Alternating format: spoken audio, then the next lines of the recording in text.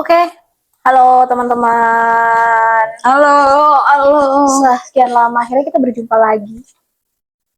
Nah, hari ini kita mau ngobrolin apa nih buat teman-teman di sana? Oh, nanya gua. Ya, teman-teman, lagi viral banget nih kasus terkait dengan incest, kasus kekerasan seksual yang terjadi di ranah domestik di rumah aman kita sendiri. Lu ngikutin perkembangannya nggak? Waduh, kalau itu enggak sih, jujur li. Mungkin bisa nih di spill-spill Spill gimana kasusnya. sih kemarin? Jadi kasusnya itu terjadi di grup Facebook. Hmm, Namanya lumayan unik sih. Namanya itu apa sih? Fantasi sedarah. Gue nggak terlalu suka sih sama konteksnya fantasi sedarah. Isinya tuh orang-orang kayak bukan kayak pedofil ya, kayak dia tuh suka motoin anaknya gitu loh, suka motoin anak. Dia tuh suka motoin anaknya, terus dia di share di grup itu dengan hmm. caption tuh kayak anak saya sangat menggoda atau saya nggak tahan, saya nggak kuat ngelihat dia berpakaian seperti ini dan sebagainya. Pokoknya ranahnya tuh ke kekerasan seksual gitu. Oke, Itu anaknya sendiri loh. agak serem ya Bun ya. Karena kayak mikirnya kan harusnya ayah atau mungkin saudara gitu ya. Mm, Saudara laki-laki ataupun perempuan juga ya, yang kita hidup dalam satu atap yang benar, sama, benar. harusnya kan jadi tempat aman, tapi di sini Benar, harusnya kan dia apa ya, ngelindungin ya.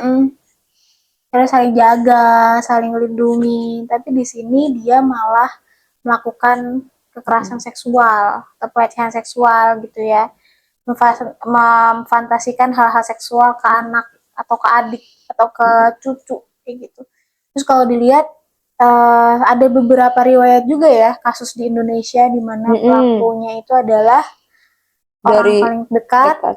bahkan keluarga gitu kan. Mm-mm. Menarik banget sih. Tapi kalau menurut pendapat lu gimana soal kasus-kasus kayak gini? Apa bedanya kasus-kasus yang kasus kekerasan seksual yang dialami dan dilakukan sama orang terdekat atau keluarga, sama kekerasan seksual yang dilakukan oleh orang lain gitu yang nggak dikenal gitu sama korban? Mm-mm. Gimana pendapat lu? Kalau gue ngeliat dari segi korban ya pasti ya. Hmm, Karena kalau kita lihat dari pelaku kayak nggak, gue kayak kayak nggak ada alasan untuk lu ngasih penjelasan kenapa lu ngelakuin itu ke hmm, hmm. darah daging lu sendiri gitu. Karena kalau dari pelaku seharusnya dia bisa ngasih perlindungan ya seharusnya, tapi dia malah jadi pelaku utama di keluarga dekatnya gitu. Jadi kayak kemana lagi dia harus mengadu gitu. Ya, Kalau cuy. misalnya kejadiannya memang di rumahnya gitu.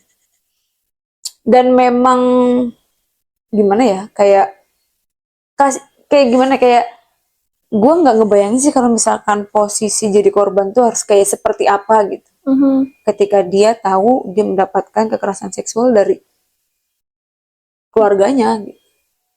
Bingung nggak sih? Iya, pasti, pasti.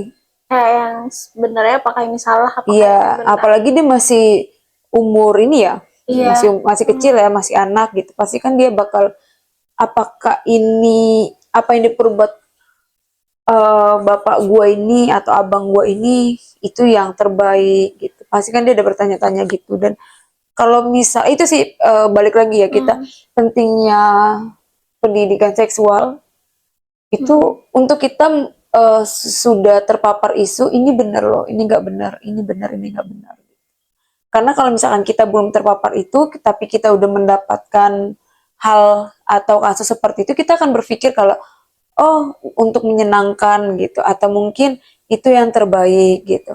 Atau mungkin ini sebenarnya nggak salah gitu, Karena karena karena nggak tahu nih beberapa, gitu kan. iya, karena pertimbangan dari si anak atau mungkin kan pasti ada manipulatif Mm-mm, manipulatif mm-mm, dari mm-mm, bapaknya mm-mm. kan, Yang membuat seakan-akan itu wajar wajar dan benar dilakukan gitu. gitu.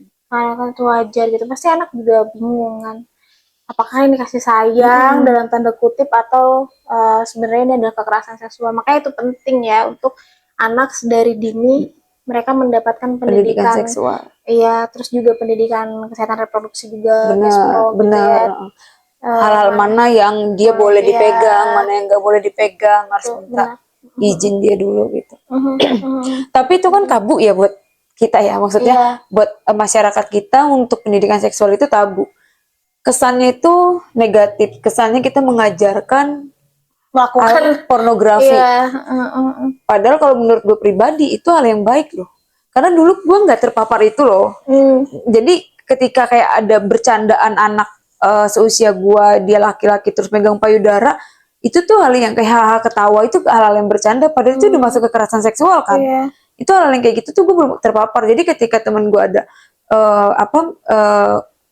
bercandaan dengan megang payudara, kita ketawa gitu. Karena kita belum terpapar itu, makanya sangat penting pendidikan seksual itu sejak dini itu sangat penting. iya sih. Iya sih, gue kebayang misalkan kalau pas kita masih kecil ya, gue pas kecil kebetulan gue juga nggak terpapar itu, gue baru terpapar itu juga akhir-akhir ini gitu kan, soal pendidikan ini, soal kekerasan seksual itu apa gitu, apa yang boleh dilakukan dan apa yang nggak boleh dilakukan, soal konsen gitu ya. Pas gue kecil kayak gue nggak tahu soal konsen, gue nggak tahu soal apakah yang dilakukan itu tuh, apakah yang dilakukan temen gue misal bercanda-bercanda terus ternyata dia nyium temen gue yang lain, Iya benar. apakah itu merupakan suatu hal yang salah, atau Benar. ya kita mungkin taunya kayak yang ih lu dicium, Iya. ih lu dicium gitu kan, tapi kita nggak tahu kalau ternyata itu tuh sebenarnya berdampak juga ke korban, itu pelecehan seksual gitu, kita nggak tahu pada waktu itu. Iya benar. Menarik sih ini sebenarnya ya. Terus tuh kalau dilihat dari kasus yang di Facebook kemarin, itu kan ada yang mereka tuh sampai nge-upload Anaknya. foto-foto dia melakukan kekerasan seksual, pelecehan seksual ke anaknya, terus diupload ke sosial media kayak gitu. Nah, dalam konteks ini kekerasan seksual di ranah sosial media ini, gimana sih, apa sih yang bisa kita lakukan ketika kita menemukan hal-hal seperti itu gitu? Kalau kalau kita ngelihat, kalau gue dari pribadi ya, kalau kita ngelihat, kita harus melakukan sesuatu sih. Walau memang nggak semua orang ketika melihat hal yang salah itu dia dapat bergerak gitu, dia dapat melakukan tindakan. Pasti kan ada beberapa yang nge-freeze gitu. Cuman kalau gua pribadi sih, gua nggak tahu ya, kayak kalau kita balik lagi, gue mengkaitkan dengan pendapat Daniel kemarin itu sih, kayak dia ada lima D kah? Jadi ternyata 5D itu dialihkan, ditegur, dokumentasikan, dilaporkan, dan ditenangkan. Nah, gitu. Nah, kalau gue ngelihat konteksnya ini di sosial media tadi ya, berarti ini bisa kita dokumentasikan dan dilaporkan ya. Karena bener. kan kalau mau negur, belum tentu kita tahu dia siapa. Iya. Terus kalau dialihkan kan kita nggak berinteraksi secara langsung gitu kan sama si korban gitu. Jadi menurut 5D ini yang dilakukan sama teman-teman yang kemarin meng-up ya kasus ini, berarti udah bagus. Udah gitu. keren. Keren gitu. Karena akhirnya kita bisa mengetahui nih, ternyata ada tindakan ini, terus pihak-pihak berwajib juga akhirnya bisa bergerak gitu ya, bertindak gitu. Supaya nggak ada korban-korban lagi gitu kan. Tapi lo tahu nggak sih awal orang yang melaporkan ini atau yang memviralkan ini gitu? Jujur sih gue nggak ngikutin ya, gue nggak tahu. Nah, gue tuh tahu cuma dari X ya. Dari X, tiba-tiba udah viral gitu. Iya. Sama, gue juga berarti udah viral. Karena katanya ada satu orang lihat gitu, terus dia ngeviralin gitu. Katanya sih gitu, tapi gue nggak tahu ya. Gue nggak ngikutin kasus itu, nggak terlalu dalam mengikuti kasusnya. Iya sih, paling kasus secara online gitu ya. Ini kan kalau dilihat sih bukti-buktinya tuh kelihatan ya, apalagi di platform media sosial.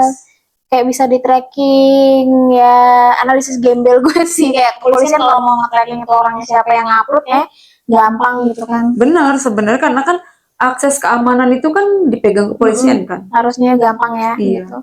Untuk nge-tracking dan menemukan siapa si pelakunya itu. Dan memang kan grup itu udah diblokir. Cuman sebenarnya kalau menurut gue pribadi itu bukan penyelesaian masalah terakhir ketika dia diblokir. Kita harus mengusut tuntas siapa dalangnya, tujuannya apa gitu. Karena akan ada lagi kalau misalkan kita nggak tegas, kita nggak memberikan hukuman yang setimpal gitu. Kita tidak memberikan eh apa bahasanya kayak Apa eh hukumannya proporsional, iyalah seperti itu gitu, hukuman kepada pelaku gitu. efek jerah gitu ya. Efek jerah gitu maksud gue. Pasti akan ada orang-orang lagi karena itu grupnya banyak loh anggotanya.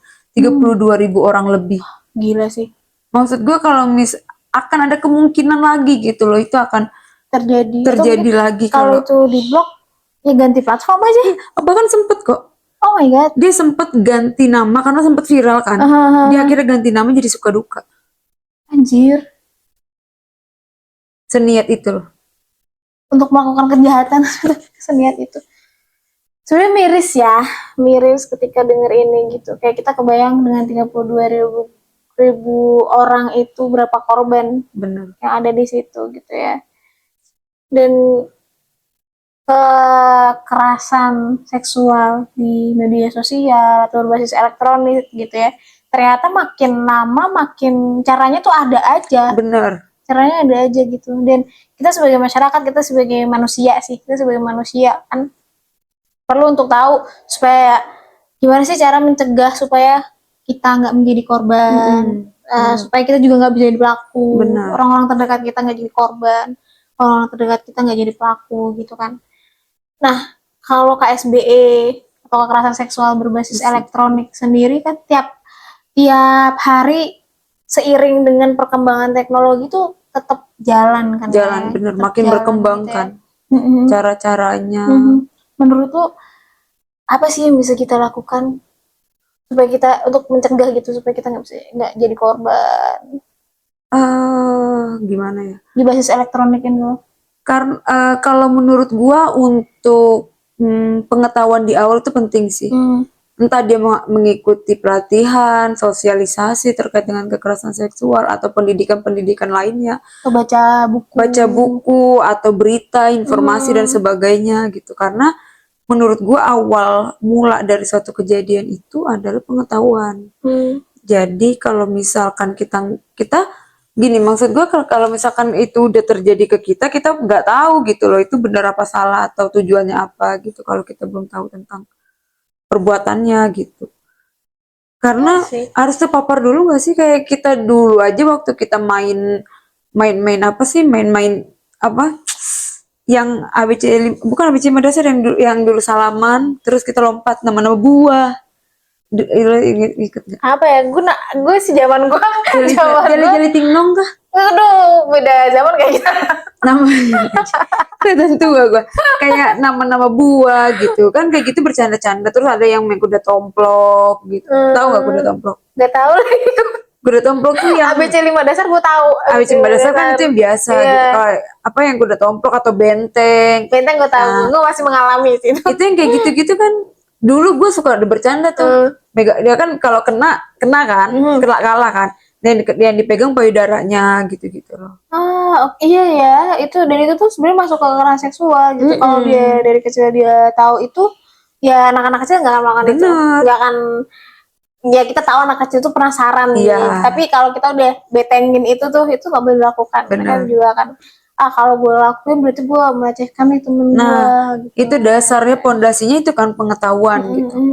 Nanti setelah itu kan kita akan tahu, oh ini nggak baik untuk korban, oh ini nggak baik dilakuin gitu. Karena dari apa? Karena dari pengetahuan itu basicnya. Gitu. Iya. Terus juga ada tren lagi sih setahu gue ya. Setahu gue tuh ada tren lagi soal kekerasan seksual berbasis elektronik itu di mana ada pelaku yang mereka coba untuk ngedeketin korban dengan alasan kayak mau PDKT dan lain sebagainya, tapi ternyata ketika udah dideketin si pelaku ini minta foto seksual gitu, dan mereka tuh manipulatif gitu ya. Ya si pelaku tuh manipulatif, jadi mereka pasti akan membuat seakan-akan korban itu tuh merasa nggak berdaya, merasa kayak gue harus ngirim ini, benar kayak gitu kan, dan kayak ngirim gitu. Korban dibuat ketergantungan. Kayak korban kayak aduh mungkin ya gue nggak akan gue akan ditinggalin nih kalau gue nggak kirim gitu Kirim. ya. Akhirnya kayak ya udah deh sebagai bukti cinta gue lah, apa-apalah akhirnya dia ngirim gitu. Itu sih tren-tren baru kali ya, tren-tren baru seiring berjalannya waktu dan kemajuan teknologi ini gitu. Dan kita juga nggak bisa nyalahin korban kan. Benar. Ketika itu terjadi. Ada ancaman. Iya, karena kadang ada ancaman, ada manipulatifnya gitu. Dan dengan kondisi terancam dan dimanipulasi, kita yang waras aja bisa aja jadi korban. Bener. Gitu, jadi korban. Gitu. Selain pengetahuan soal itu terjadi kekerasan seksual itu tuh sebenarnya kekerasan seksual yang menjadi fondasi itu, mungkin hal lain yang bisa kita lakukan adalah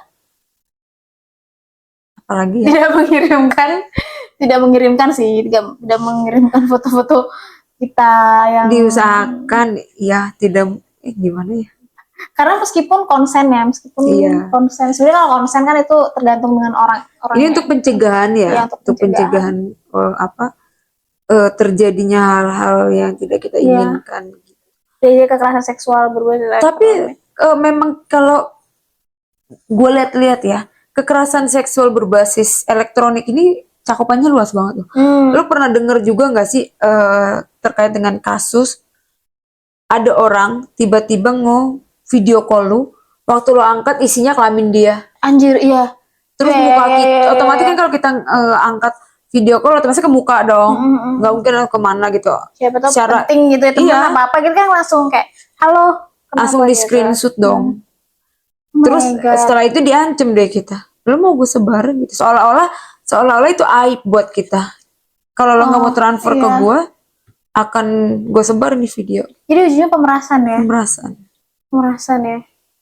Ya sebenarnya hal itu udah dilindungi ya sebenarnya sama undang-undang ya. Iya pasti. Harusnya udah dilindungi sama, ada undang-undang TPKS, ada undang-undang ITE juga gitu kan. Kayak terjadi di sisi pemerasannya itu gitu. Gue lihat dulu ya. Lihat mulu, terus tadi nggak gue sentuh soalnya. Masih jalan kok.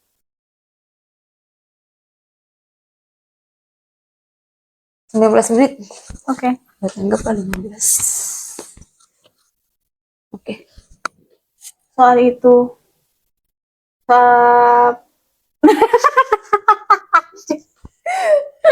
Dikat ya soal anjing ini. Itulah sebenarnya 19 menit itu doang isinya anjing selama 1 jam. Kocak banget anjir. Jadi sebenarnya kalau soal undang-undang udah ada regulasinya gitu, meskipun dalam hal pelaksanaan ya mungkin agak PR ya. Agak berjuang ya Bun. Agak berjuang ya Bun gitu. Jadi kayak ya semoga kita nggak mengalami itu. Tapi kalau misalkan ada orang yang tiba-tiba telepon, video call, apalagi video call gitu, siapapun itu, kalau kita nggak kenal orang nomornya atau mungkin orangnya sebenarnya kita sempat ketemu cuman nggak kayak kenal banget gitu, ya kita tanyain dulu WhatsApp mungkin ada keperluan apa kayak gitu, jangan langsung diangkat, takutnya kayak gitu tadi kan. Atau pas ngangkat video call tuh jangan langsung ngarahin ke muka sambil kita memastikan dia siapa. Iya. Siapa gitu. Benar. Kayak gitu. Soalnya penjahat ini taktiknya makin lama makin dor. Apalagi di ranah digital ya, digital itu kan sangat luas tuh. Yang ngebuat kita tuh nggak kepikiran lah sekalinya ini kriminal gitu, sekalinya ini kekerasan seksual gitu. Tiba-tiba kita diperes aja, tiba-tiba ntar ada yang menghubungi kita aja. Sekarang kejahatan itu ya guys ya makin meluas. Jadi harus waspada. Setajam silet. Makin luas. Waspadalah. Gitu. Jadi kalian harus hati-hati ya teman-teman. Iya. Dan kalau misalkan udah terjadi, apa yang bisa kita lakuin? Yang pertama tetap tenang. Atau kalau misalkan kita nggak bisa mengontrol, kita harus cari teman kita mungkin. Orang yang memberikan ruang aman, ruang nyaman untuk kita bercerita. Yang tidak menghakimi, yang tidak menyalahkan. Yang percaya. Yang tidak membuka identitas, aib, atau cerita-cerita yang kita sampaikan.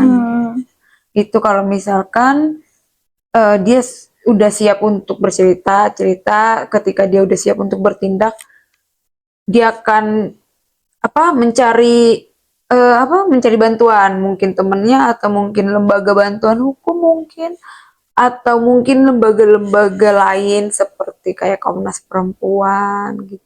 Dinas itu perlindungan anak, perempuan dan anak. Kalau dia perempuan ya. Kayak korban itu nggak selalu perempuan. Jadi benar. korban biasa siapa aja. Jadi ketika kalian yang nonton ini terus berpikir kalian laki-laki, kayak gue nggak perlu nonton, salah. Karena korban dari kekerasan seksual itu bisa semua gender, bisa perempuan, laki-laki gitu. Menarik ya. Jadi memang luas dan kita harus update juga ya, harus update gitu. Benar.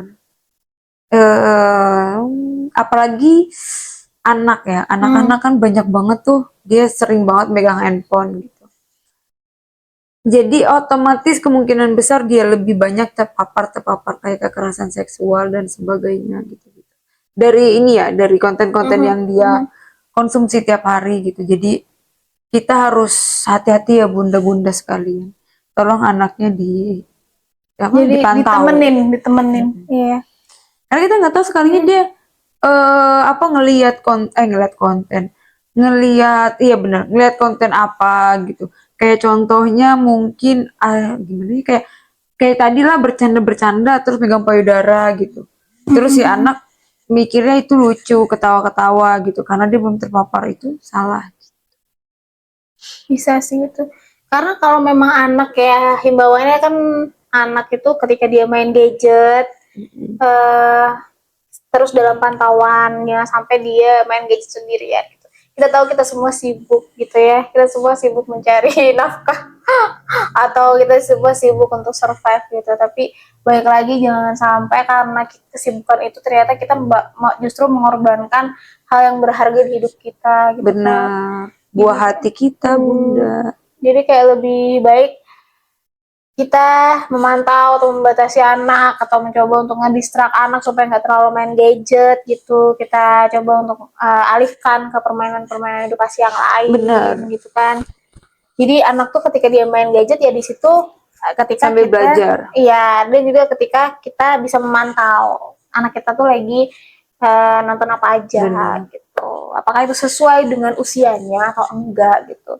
Terus juga itu sih kalau yang gue tahu ada settingan untuk anak khusus gitu, misalnya kayak YouTube Kids, terus Netflix Kids gitu. Jadi ya memang mereka tuh nonton apa yang masih seharusnya ya seusianya dia yang dia tonton gitu. Dan sekarang handphone itu bisa dikontrol sama orang tua loh. Jadi kita bisa mantau, ada aplikasinya deh setahu gue. Bisa memantau anak hari ini jam segini buka apa gitu. Atau nanti bisa kita matiin dari handphone kita kalau dia nggak boleh buka ini gitu. Jadi ketika dia nonton terus koneksinya di HP bundanya, ibunya gitu, mamanya, itu bisa langsung dimatiin sama mamanya. Benar. Dari pantauan mamanya.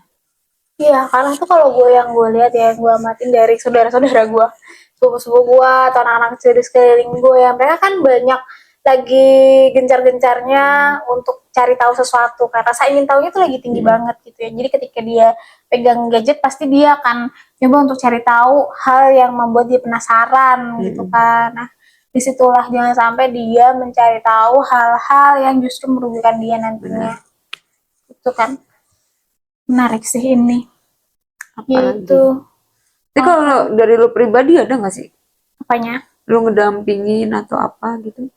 Kalau kasus-kasus kekerasan berbasis elektronik ya, kebetulan iya, karena di tempat kerja gue kebetulan tahun kemarin itu tuh kasus tentang kekerasan berbasis gender elektronik itu tingkatnya tinggi banget cuy, tinggi banget, dan banyak korbannya itu tuh adalah di usia remaja, terus juga ya kebanyakan dari mereka itu tadi kena manipulatif atau karena mereka juga sedang terjebak di situasi itu gitu. Jadi kayak bukan maunya mereka sebenarnya gitu kan.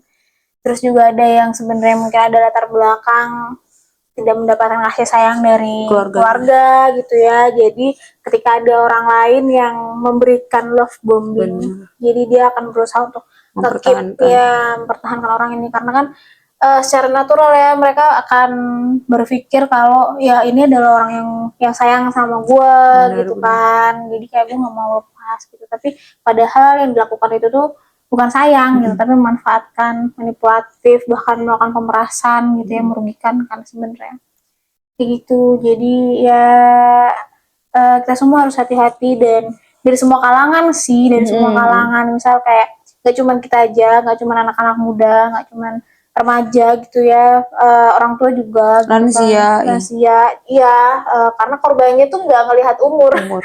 korbannya tuh nggak ngelihat umur, nggak ngelihat gender gitu. Bahkan ada kan yang korbannya orang apa lansia sama anak muda, yang pelakunya anak muda. Nah kayak gitu. Jadi memang ini bisa terjadi sama siapa aja, dan kita Harus harus berhati-hati gitu ya, harus berhati-hati itu soal ini. Menarik sih sebenarnya untuk kita bahas ini lebih dalam. Kalau misalkan teman-teman ada pertanyaan atau mau benar, diskusi, benar. mau nanya nih, ada cerita temen gue kayak, ada cerita si ini atau apa gitu, teman-teman mau diskusi di kolom komentar, feel free aja, siapa tahu kita akan bahas nanti. Iya. Atau Gitu. mungkin mau apa menyarankan apa gitu.